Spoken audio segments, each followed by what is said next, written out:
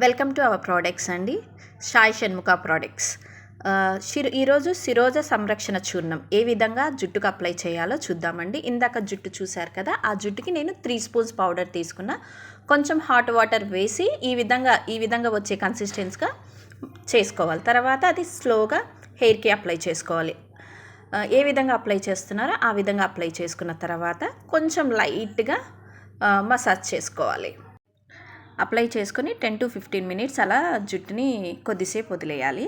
తర్వాత ఇదే పౌడర్ని షాంపూగా ఏ విధంగా యూజ్ చేసుకుంటామంటే, ముందుగా బౌల్ తీసుకుని అందులో 2 స్పూన్స్ పౌడర్ వేసి ఏ విధంగా హాట్ వాటర్ పోసుకునే కొద్దీ దాంట్లో నురుగు వస్తుంటుందండి. షాంపూ ఏ విధంగా నురుగు వస్తుంటుందో ఆ విధంగా నురుగు వస్తుంటుంది. దీన్నే మనం షాంపూగా యూజ్ చేసుకోవచ్చు.